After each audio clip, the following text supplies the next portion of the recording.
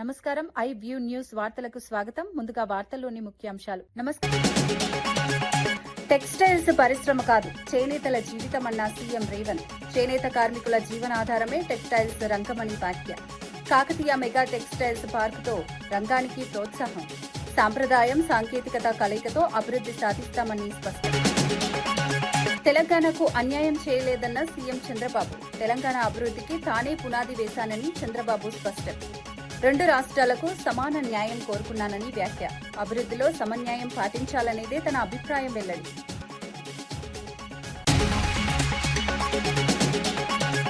ST నిధుల వినియోగంపై కాంగ్రెస్ పై హరీష్ రావు విమర్శలు. కేటాయింపులు ఎక్కువగా చూపించి ఖర్చు తక్కువగా చేశారని ఆరోపణ. ఎస్టీ యువతకు ప్రత్యక్ష ప్రయోజనం లేదని వ్యాఖ్య. గిరిజన అభివృద్ధికి చర్యలు తీసుకోవాలని డిమాండ్. పోలీసులపై మాజీ మంత్రి పేర్ని నాని తీవ్ర విమర్శలు. పోలీసులే రెచ్చగొట్టారని పేర్ని నాని ఆరోపణలు. అధికారుల ప్రవర్తనలో మార్పు అవసరమని వ్యాఖ్య. ప్రజలకు సేవ చేయడం అధికారుల బాధ్యత అని సూచన.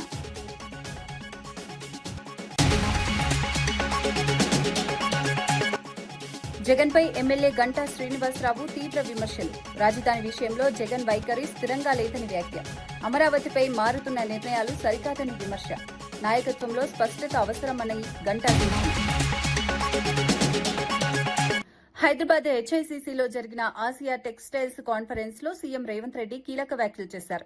టెక్స్టైల్స్ కేవలం పరిశ్రమ మాత్రమే కాకుండా చేనేత కార్మికుల జీవనాధారం అని స్పష్టం చేశారు. ఉత్తమ వస్త్రాల రూపకల్పనలో భారతదేశానికి గొప్ప చరిత్ర ఉందని గుర్తు చేశారు. వరంగల్లో కాకతీయ మెగా టెక్స్టైల్ పార్కు ఏర్పాటు చేసి రంగానికి ప్రోత్సాహం అందిస్తున్నామని తెలిపారు. తెలంగాణ అనేక రంగాల్లో అగ్రగామిగా ఉందని పేర్కొన్నారు. చేనేత కార్మికుల సంక్షేమం కోసం ప్రభుత్వం ప్రత్యేక చర్యలు తీసుకుంటోందన్నారు. ఆధునిక సాంకేతికతను సాంప్రదాయంతో కలిపి కొత్త అవకాశాలు సృష్టిస్తున్నామని వివరించారు. భవిష్యత్తులో ఈ రంగాన్ని మరింత అభివృద్ధి చేయాలని లక్ష్యంగా పెట్టుకున్నామని తెలిపారు. We are one of the largest producers of cotton in India. Our cotton is known globally for quality and richness. We have established Kakatiya Mega Textile Park at Warangal, a world-class destination. It has many apparel parks. In short, Telangana has both skill and will. Telangana is a leader in many verticals, from deep tech to pharma and life sciences, from aerospace to defense, from manufacturing to energy. Our vision, Telangana Rising 2047, is clear: to become a $1 trillion economy by 2034 and $3 trillion economy by 2047. The year 2047 is special because we Indians will celebrate 100 years of independence. This vision has a specific meaning for the textile industry.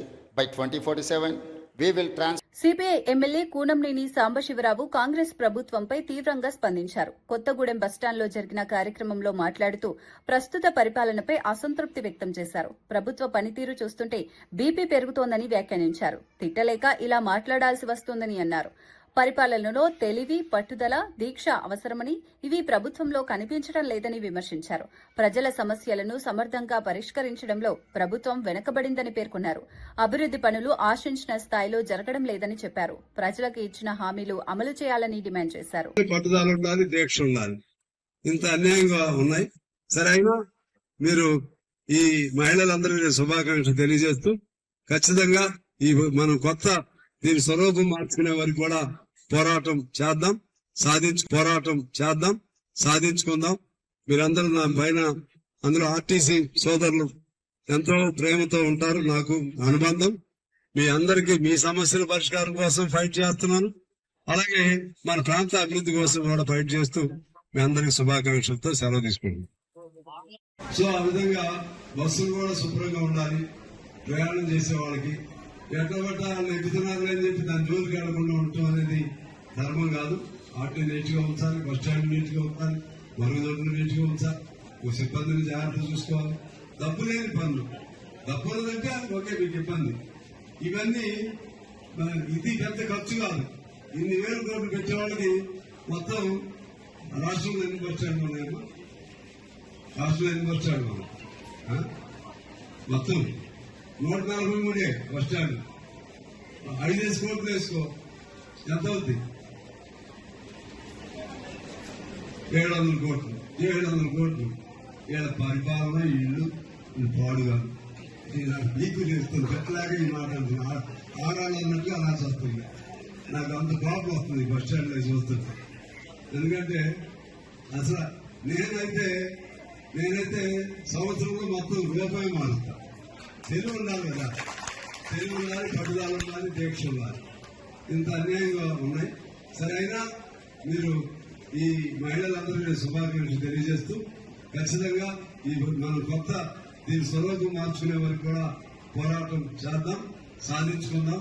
మీరందరూ నా పైన అందులో RTC సోదరులు ఎంతో ప్రేమతో ఉంటారు. నాకు అనుబంధం. మీ అందరికీ మీ సమస్యల పరిష్కారం కోసం ఫైట్ చేస్తున్నాను. అలాగే మన ప్రాంత అభివృద్ధి కోసం కూడా ఫైట్ చేస్తూ మీ అందరికీ శుభాకాంక్షలతో సెలవు తీసుకుంటాం.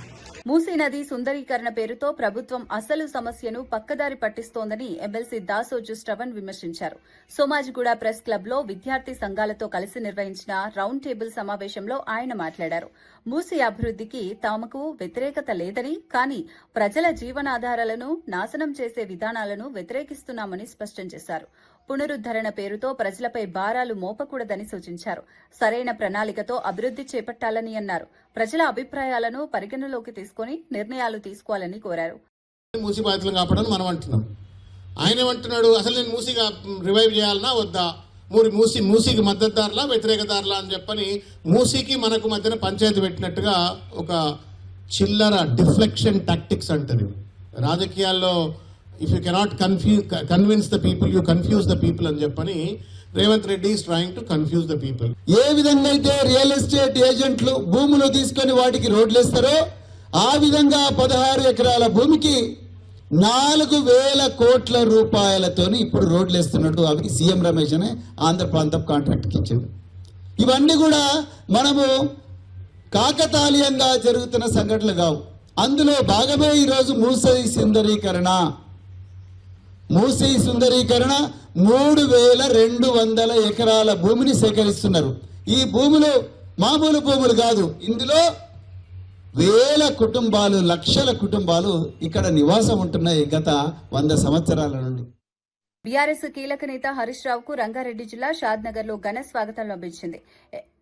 మాజీ ఎమ్మెల్యే అంజయ్య యాదవ్ ఆధ్వర్యంలో వందలాది కార్యకర్తలు ఆయనకు స్వాగతం పలికారు. కొడంగల్ నియోజకవర్గం కోస్గి మండలం తిమ్మారెడ్డిపల్లి జాతరకు వెళ్తూ షాద్నగర్ చేరుకున్న హరీష్ రావుకు అభిమానులు పూల వర్షం కురిపించారు. 6 మండలాల నుంచి కార్యకర్తలు పెద్ద ఎత్తున పాల్గొన్నారు. జిందాబాద్ నినాదాలతో ప్రాంతం మార్మోగింది. పలువురు పార్టీ నేతలు కూడా కార్యక్రమంలో పాల్గొన్నారు. ఈ సందర్భంగా పార్టీ కార్యకర్తల్లో ఉత్సాహం స్పష్టంగా కనిపించింది.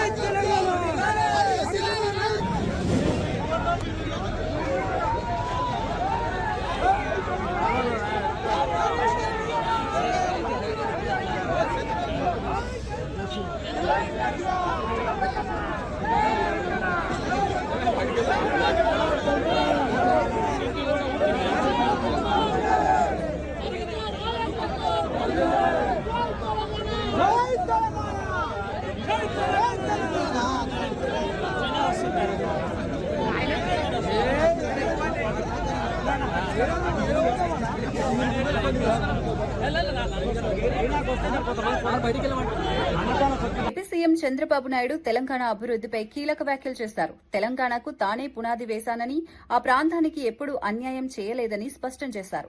రాష్ట్ర విభజన సమయంలో 2 రాష్ట్రాలకు సమాన న్యాయం జరగాలని కోరుకున్నట్లు తెలిపారు. అమరావతి రాజధానికి చట్టబద్దత రావటం 5 కోట్ల ఆంధ్రుల విజయమని పేర్కొన్నారు. కేంద్ర ప్రభుత్వం ఇందుకు సహకరించిందని చెప్పారు. పోలవరం ప్రాజెక్టు కోసం 7 ముంపు మండలాలను ఏపీలో కలపాలని అప్పట్లో పట్టుబడినట్లు గుర్తు చేశారు. అభివృద్ది విషయంలో సమన్యాయం పాటించాలనే తన అభిప్రాయాన్ని మరోసారి వెల్లడించారు. ఆంధ్రప్రదేశ్ రాష్ట్రంతో పని కూడా ఉండకపోవచ్చు, ఓట్లే కాదు పని కూడా ఉండకపోవచ్చు.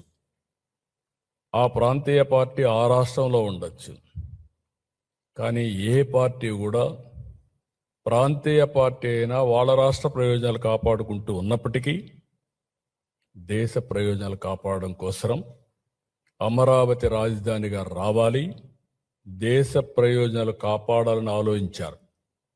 వైఎస్ఆర్ కాంగ్రెస్ పార్టీ మాత్రం దేశ ప్రయోజనాలు అవసరం లేదు, రాష్ట్రం నాశనం అయిపోయినా పర్వాలేదు, మేము అనుకున్నదే జరగాలని పట్టుదలతో ముందుకు పోయారు.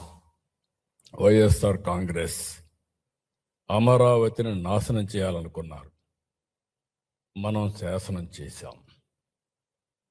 దేశం ఈరోజు అమరావతి కోసం నిలబడింది. కుట్రలు దాటి అమరావతి గెలిచింది. నిజమైన 5 కోట్ల ప్రజల కల కేంద్ర రాజముద్రతో తిరుగులేని స్పష్టత, ప్రజల ఆశలు ఆశయాలు నెరవేరిన వేళ ఇది మనందరికీ గుర్తింపు, గౌరవం. భవిష్యత్తులో ఎవ్వరు ఏమీ చేయలేని పరిస్థితి. ఎవరు ఎన్ని మాట్లాడినా, ఇన్ని పార్టీలు గౌరవించి చట్టం చేశాయంటే వాళ్ళకుండే కమిట్మెంట్ మనం గుర్తుపెట్టుకోవాల్సిన అవసరం ఉంది. అయితే మనం ఒక్కసారి దీని మీద పాత చరిత్ర కూడా ఆలోచించుకోవాల్సిన బాధ్యత ఉంది. ఆ రోజు మీరు చూస్తే 2014 జూన్ 2వ తారీఖున రాష్ట్ర విభజన.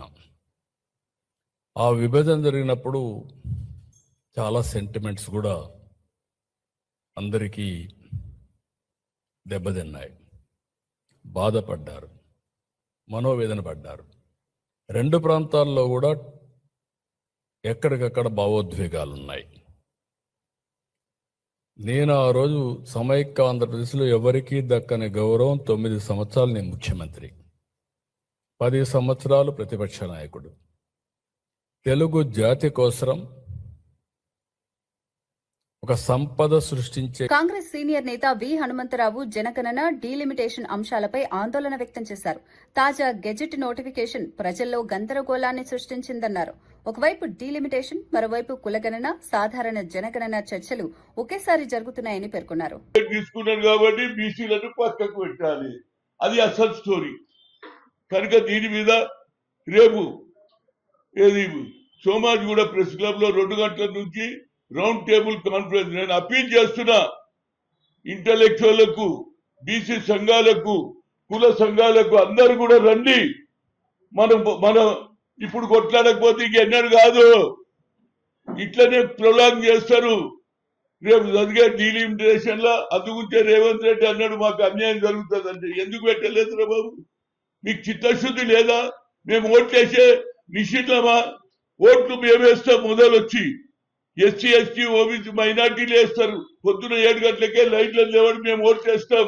అగ్ర కులాల వాళ్ళు 3 గంటలకు 4 గంటలకు వస్తారు. ఎండ ఉన్నదని, వాన ఉన్నదని మెల్లగా పోతాం. మాలు ఓటు విలువ అంబేద్కర్ రాసిండు, ముఖేష్ అంబానీకి ఒకే ఓటు, రిక్షా వారికి ఒకే ఓటు అని. కనుక దీని మీద ఉద్యోగం చేయకపోతే మేము కులగన జరిపినాం అంతే. దాని ప్రకారంగా డీలిమిటేషన్ అంటే సీట్లు తగ్గుతాయి, అదేవిధంగా నోట్లే మట్టి కొట్టడానికి ప్రయత్నం చేస్తున్నారు. ఎన్ని రోజుల నుంచి జరుగుతుందండి? ఎక్కడ చూసినా బీసీ సంఘాల మీటింగ్, అది ఆర్ కృష్ణయ్య కావచ్చు, జాజుల శ్రీనివాస్ గౌడ్ కావచ్చు, అదేవిధంగా బీఆర్ఎస్ నాయకులు కూడా వస్తున్నారు, బీజేపీ నాయకులు కూడా వస్తున్నారు. కానీ అస్వస్థత ఎందుకు మాట్లాడతలేరు అంటున్నా. రండి, రేపు వచ్చేసి కూర్చుందాం, ఏం చేద్దాం. ఇక కులగన జరిగిన తర్వాత మనకు మాడే హక్కు ఉండదు. ఇది ఒక పెద్ద నాటకం నడుస్తున్నది.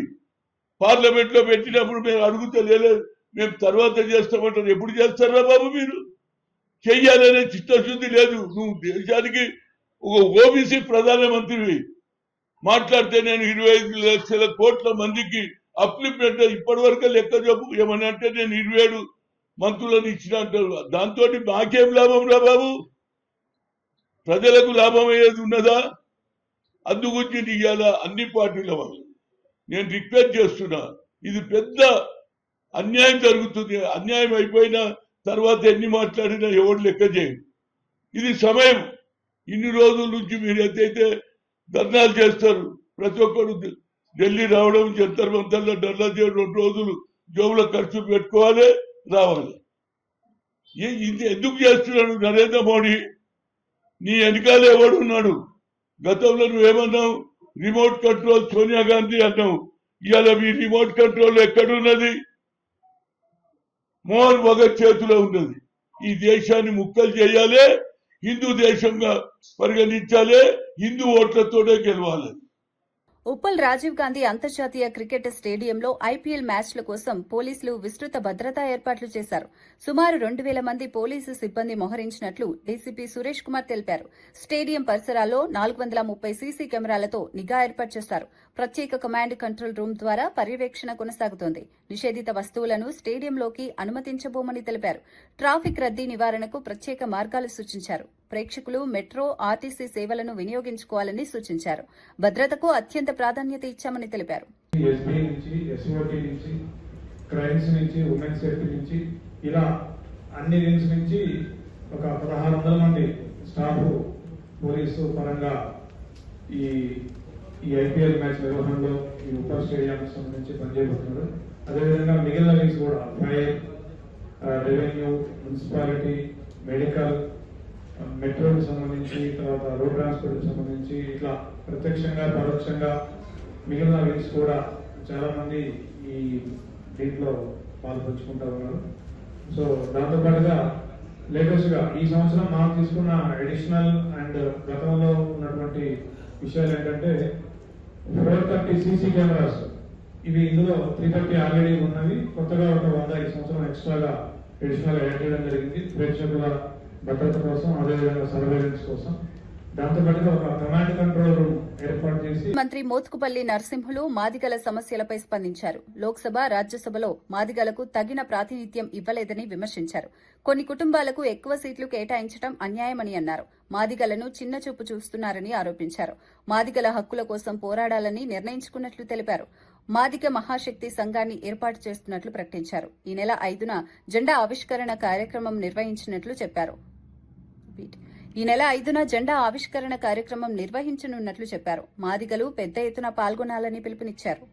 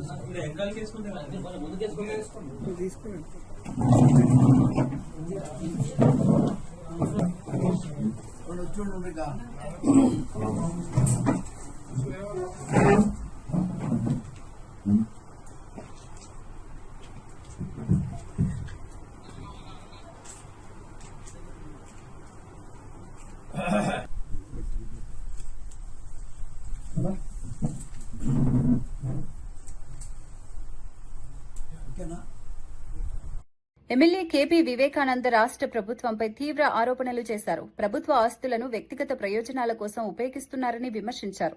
హైదరాబాద్లో 250 ఎకరాల భూమిని స్వాధీనం చేసుకునే ప్రయత్నాలు జరుగుతున్నాయని పేర్కొన్నారు. ఎల్ఎన్టీ సంస్థపై ఒత్తిడి తెచ్చి మెట్రోకు సంబంధించిన భూములను కాజేయాలని కుట్రలు చేస్తున్నారని ఆరోపించారు. ఈ వ్యవహారంపై స్పష్టత ఇవ్వాలని డిమాండ్ చేశారు. ప్రజా ఆస్తుల పరిరక్షణ ప్రభుత్వ బాధ్యత అని గుర్తు చేశారు. అప్పుడున్నటువంటి ప్రభుత్వం చేసుకున్నటువంటి అగ్రిమెంట్ ప్రకారం మరి 30 సంవత్సరాల వ్యవధిలో మరి ఈ యొక్క ప్రాజెక్టు గురించి మరి ఒక అగ్రిమెంట్ చేసుకుని ముందు పోయిన సంగతి, అది కూడా నగరంలో ప్రధానంగా ఉన్నటువంటి దగ్గర 250 ఎకరాల యొక్క విలువైనటువంటి కమర్షియల్ భూములు ఇవన్నీ కూడా కమర్షియల్ ప్రాపర్టీస్. ఈ 250 ఎకరాలన్నీ కూడా స్ట్రాటజిక్ గా సెంట్రల్ లొకేటెడ్ ప్రైమ్ లొకేషన్స్ ఉన్నటువంటి ప్రాపర్టీస్ ఇవన్నీ కూడా కమర్షియల్ అంటే రీటైలింగ్, ఇవన్నీ కూడా మనకి గుడ్లు పెట్టే బంగారు గుడ్లు పెట్టేటువంటి బాధ లాంటి ప్రాపర్టీస్ ఇవన్నీ కూడా. ఈ 250 ఎకరాలను కూడా కాజేయాలని చెప్పి, తన సొంత కుటుంబ ఆస్తిని పెంచుకోవాలని చెప్పి, తన అన్యాయాలకు కట్టబెట్టాలని చెప్పి చేస్తున్న ప్రయత్నమే కనపడుతుంది తప్ప అక్కడ ఎల్ఎన్టీని స్వాధీనం చేసుకోవడంలో. ఎల్ఎన్టీని మేము స్వాధీనం చేసుకుంటాం, రాష్ట్ర ప్రభుత్వం స్వాధీనం చేసుకుంటాం. ఎల్ఎన్టీ వారు మరి ముందుకు సాగుతలేరు. ఎల్ఎన్టీతో ముందుకు పోతే కేంద్రం అనుమతులు ఇస్తలేదని చెప్పేసి ఒక పచ్చి అబద్ధాన్ని, తప్పుడు ప్రచారాన్ని ముఖ్యమంత్రి గారు పదే పదే చేసి ఎల్ఎన్టీ అధికారులను కాని సమయంలో మిమ్మల్ని జైలు పంపిస్తాం, మిమ్మల్ని లోపలేస్తామని చెప్పి బెదిరించిన సంగతి కూడా బాహాటంగా ఓపెన్ మీడియా పరంగా బెదిరించిన సంగతి చూసాం మనం. ఎల్ఎన్టీని బ్లాక్ మెయిల్ చేసినటువంటి పని వరకు పెట్టుకున్నారు. కాబట్టి ఎల్ఎన్టీని ద్వారా స్వాధీనం చేసుకోవడం కాదు, తరిమేస్తున్నారు. ఎల్ఎన్టీని ఇక్కడ నుంచి తరిమేసే ఒక ఉపాయం అంటే తరిమేసే విధానం ఎంచుకున్నారు వీళ్ళంతా కూడా. దీని ఇంకా ప్రధానంగా ఉన్న మతలబంతి ఏంటిది? 250 ఎకరాలు అనేటువంటి కమర్షియల్ భూములు, చాలా విలువైన భూములు తన అన్యాయాలు కట్టబెట్టడానికే ఈ ప్రయత్నం. వాస్తవానికి ఆ 250 ఎకరాలు అంతా కూడా ఇప్పటికి కూడా తెలంగాణ రాష్ట్ర ఆస్తి, తెలంగాణ ప్రజల ఆస్తి. అది ఆ ఆస్తిని ఎల్ఎన్టీకి ఇచ్చి ఆస్తి ద్వారా వచ్చేటువంటి ఇన్కమ్ ని తీసుకొని 30 సంవత్సరాల తర్వాత 40 సంవత్సరాల తర్వాత ఎప్పుడైతే వారు కట్టినటువంటి విలువ వెళ్ళిపోతుంది, దాని తర్వాత మళ్ళీ ప్రభుత్వానికి వస్తుంది. అది మళ్ళీ ప్రజల ఆస్తిగానే ఉంటుంది అది. కాబట్టి అలాంటి ఆస్తిని కాజేయడానికి చేస్తున్న ప్రయత్నం కనపడుతుంది తప్ప దీంట్లో ఇంకోటి కోణం లేదని స్పష్టంగా తెలియజేస్తా ఉన్నాం. ఎమ్మెల్యే గంటా శ్రీనివాసరావు మాజీ సీఎం జగన్ పై తీవ్ర విమర్శలు చేశారు. రాజధాని అంశంపై జగన్ వైఖరి స్థిరంగా లేదని అన్నారు. ఒకసారి అమరావతిని అంగీకరించి తర్వాత 3 రాజధానులంటూ మారడం సరైంది కాదని పేర్కొన్నారు. పార్లమెంట్లో అమరావతిని వ్యతిరేకించిన ఏకైక పార్టీ వైసీపీ అని విమర్శించారు. జగన్ వ్యాఖ్యలు హాస్యాస్పదంగా మారాయని అన్నారు. రాజకీయ నిర్ణయాల్లో స్పష్టత అవసరమని సూచించారు. ప్రజలకు గందరగోళం కలిగించే విధంగా వ్యవహరించడం మంచిది కాదన్నారు. నాయకత్వంలో స్థిరత్వం ఉండాలని పేర్కొన్నారు. లేకపోతే విజయవాడలో అవి తీసుకుని కలిపినట్టు ఇప్పుడు మీరు సోషల్ మీడియాలో చూస్తా ఉన్నాం, ఎటువంటి ట్రోల్స్ వస్తున్నాయో, ఎటువంటి మీమ్స్ చేస్తా ఉన్నారో, రకరకాలుగా మనవాడు అంటున్నాడు ఒంగోలు లేకపోతే ఏదో గుంటూరు ఏదో మన తణుకు కలిపితే ఏమవుద్ది, ఇట్లా రకరకాల అంటే కొన్ని చెప్పలేని మాటలు కానీ ఇంకా ఆ బూతుల దగ్గర నుంచి అన్నీ వస్తూ ఉన్నాయి. అంటే ఒక ముఖ్యమంత్రి చేసిన వ్యక్తి, ఒక పార్టీ అధ్యక్షుడు ఉన్న వ్యక్తి ఇటువంటి ఒక దీంట్లో మాట్లాడుతున్నాడంటే ఆయన యొక్క మానసిక స్థితి ఏంటో కూడా అర్థం చేసుకోవాల్సిన అవసరం ఉంది. మరి మొన్నటిదాకా విశాఖపట్నం అన్నాడు, విశాఖపట్నంలో ఎగ్జిక్యూటివ్ క్యాపిటల్ అన్నాడు, సెప్టెంబర్లోనే ఇక్కడికి వచ్చి స్థిర నివాసం అన్నాడు, అయిపోయినాక మళ్ళీ డిసెంబర్లో అన్నాడు, మళ్ళీ ఇంకో డేట్ చెప్పాడు, అన్నీ చెప్పాడు, అయిపోయింది. మరి ఈరోజేమో తూచని మళ్ళీ విశాఖపట్నం వదిలేసి మళ్ళీ ఉత్తరాంధ్ర అంతా కాకుండా మళ్ళీ మావిగానికి వెళ్ళిపోయాడు. మరి ఇప్పుడు ఏంటి అసలు ఈయన యొక్క పరిస్థితి ఏంటి అనేది అందరూ కూడా అర్థం కాకుండా పోతా ఉంది. అందుకే ఇప్పుడు ఉత్తరాంధ్ర ప్రజలు కూడా డిమాండ్ చేస్తూ ఉన్నారు. మరి మొన్నటిదాకా మాకు ఇక్కడ క్యాపిటల్ అని చెప్పావు కదా, ఇక్కడ ఋషికొండ ప్యాలెస్ 500 కోట్ల రూపాయలు పెట్టి దాన్ని కట్టావు కదా, మరి ఇక్కడ మళ్ళీ ఇది వదిలేసి మళ్ళీ మావిగానికి వెళ్ళిపోయావంటి, ఇది నెక్స్ట్ దేనికి వెళ్తామని చెప్పని మాట్లాడే పరిస్థితి వస్తూ ఉంది. అంటే ఒక రాజకీయ పార్టీలు అనేవి మనం కొత్త కాదు, మనకు ఆఫ్టర్ ఇండిపెండెన్స్ దగ్గర నుంచి ఎన్నో రాజకీయ పార్టీలు వచ్చాయి, కొన్ని తెరమరుగైపోయాయి, రకరకాల డెవలప్మెంట్ చూస్తూ ఉన్నాం. కానీ ఇంత కంటిన్యూస్గా ఇంకా వైసీపీ ఎంపీలు ఉపరాష్ట్రపతి సిపి రాధాకృష్ణన్ను కలిశారు. అమరావతి బిల్లుపై జరిగిన చర్చలో తమకు తక్కువ సమయం కేటాయించడంపై అసంతృప్తి వ్యక్తం చేశారు. 7 సభ్యులు ఉన్న వైసీపీకి కేవలం 5 నిమిషాలు మాత్రమే ఇచ్చారని తెలిపారు.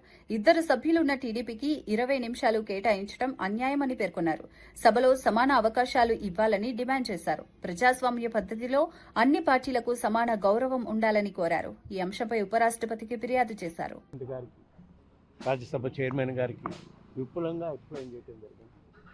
అదేవిధంగా ఏ విధంగా వివిధ పార్టీల వాళ్ళు, మాకు రాజ్యసభలో 7 మంది ఎంపీలు ఉన్నారు, లోక్సభలో 4 ఎంపీలు ఉన్నారు. ప్రతి బిల్లుపై డిస్కషన్ జరిగేటప్పుడు మాకు కనీసం అంటే 20 నిమిషాలు టైం ఇస్తారు వాళ్ళ రూల్స్ ప్రకారం, స్ట్రెంగ్త్ను బట్టి. నిన్న మాకు కేవలం నేను మాట్లాడుతుంటే మా పార్టీ తరఫున 5 నిమిషాలు మాట్లాడినాకనే నా మైక్ పర్చేస్ టైం అయిపోయిందని చెప్పడం జరిగింది.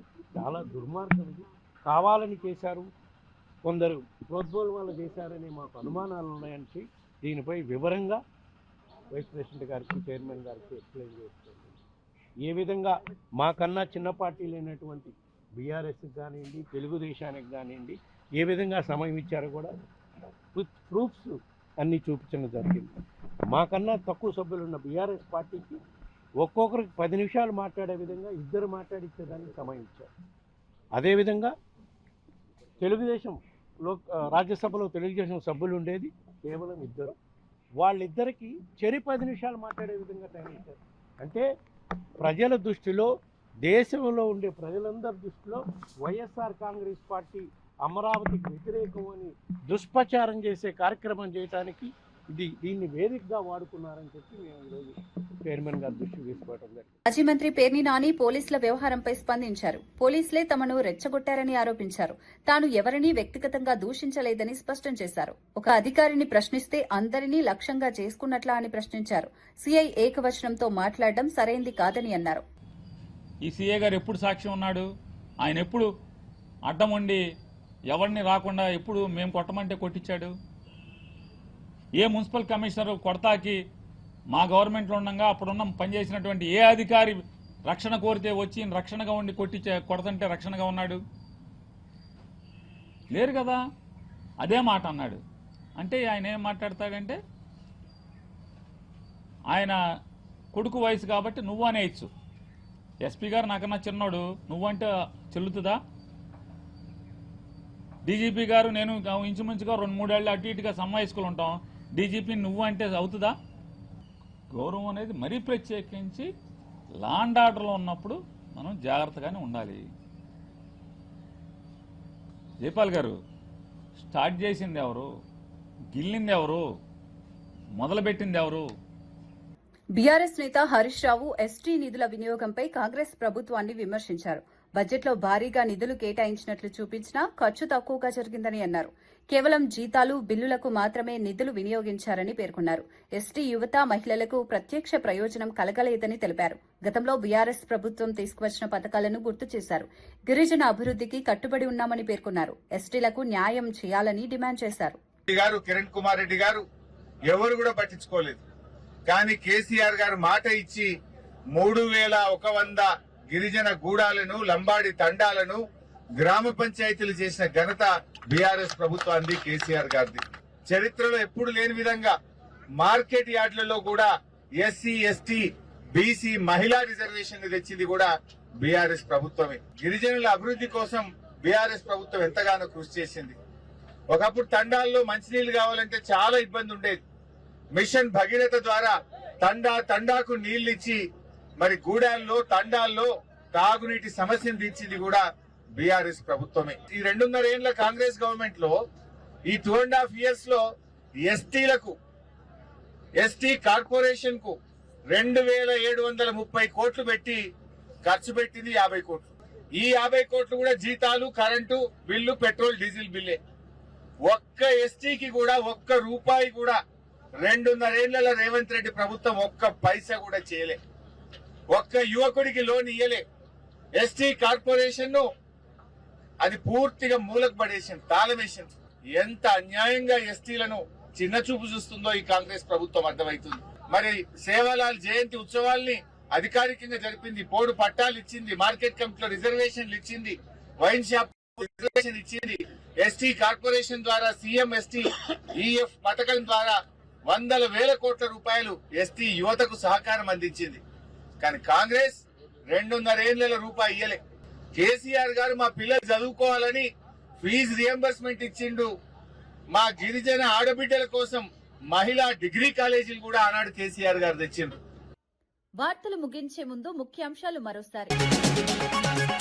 టెక్స్టైల్స్ పరిశ్రమ కాదు, చేనేతల జీవితమన్న సీఎం రేవంత్. చేనేత కార్మికుల జీవనాధారమే టెక్స్టైల్స్ రంగమని వ్యాఖ్య. కాకతీయ మెగా టెక్స్టైల్స్ పార్కుతో రంగానికి ప్రోత్సాహం.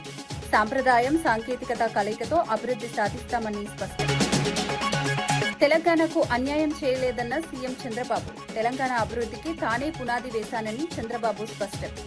2 రాష్ట్రాలకు సమాన న్యాయం కోరుకున్నానని వ్యాఖ్య. అభివృద్ధిలో సమన్యాయం పాటించాలనేదే తన అభిప్రాయం వెల్లడి.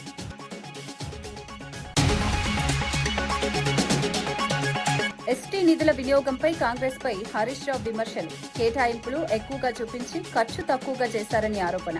ఎస్టీ యువతకు ప్రత్యక్ష ప్రయోజనం లేదని వ్యాఖ్య. గిరిజన అభివృద్ధికి చర్యలు తీసుకోవాలని డిమాండ్. పోలీసులపై మాజీ మంత్రి పేర్ని నాని తీవ్ర విమర్శలు. పోలీసులే రెచ్చగొట్టారని పేర్ని నాని ఆరోపణలు. అధికారుల ప్రవర్తనలో మార్పు అవసరమని వ్యాఖ్య. ప్రజలకు సేవ చేయడం అధికారుల బాధ్యత అని సూచన.